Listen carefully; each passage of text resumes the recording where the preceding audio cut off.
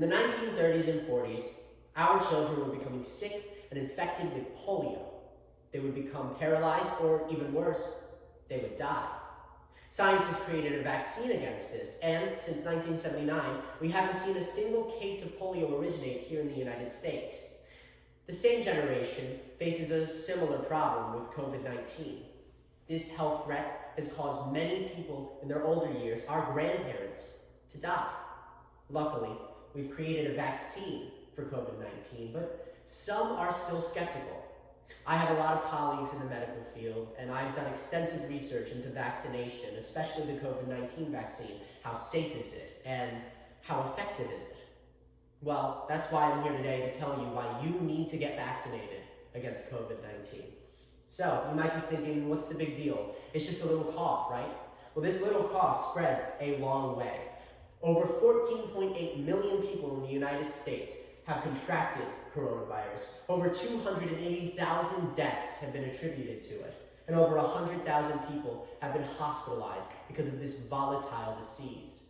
It's incredibly infective because for the first few days, most people don't know they have it. And they're able to infect about 1.2 people on average, which means I get sick, I infect over 1 people. So, this volatile disease has a slew of symptoms. It's quite nasty.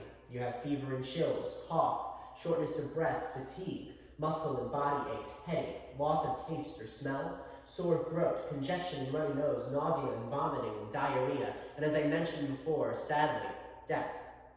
So what can we even do to stop all of this madness?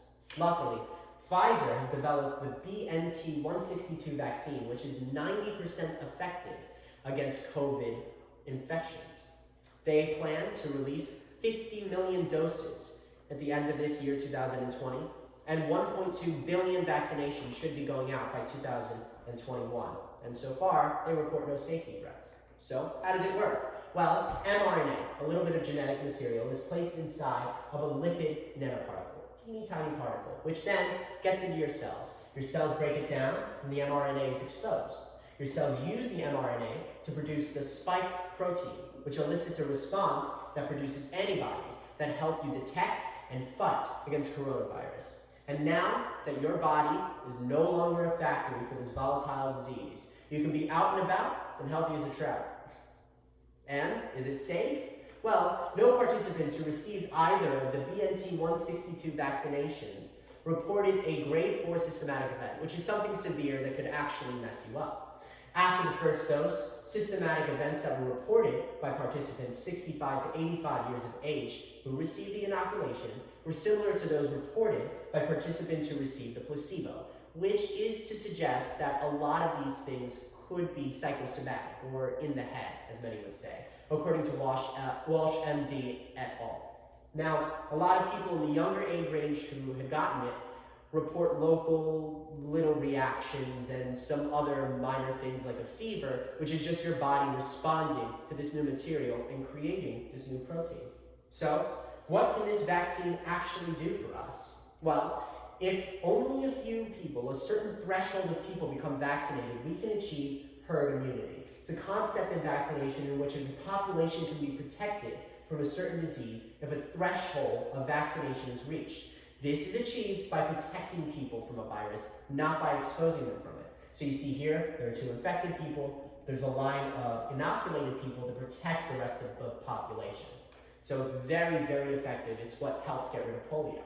So if no one vaccinates and the death rate continues at this staggeringly high rate, over 6 million people could die by the time this virus runs its course. But if everyone gets vaccinated and we achieve herd immunity, you can go back to your Disneyland, you can do Christmas shopping, and you can spend the day at the beach with your family. So you might want in on the action. What do? Well, first, you need to remember to stay safe, even after vaccinating. It's the best thing you can do. You need to stay 6 feet apart. Cover your mouth when you cough. Wear a mask. Don't touch your face. Make sure to clean surfaces. Make sure to clean your hands. And most importantly, stay home when you are sick. What you can do now is you can go to cdc.gov/coronavirus/2019 vaccinations.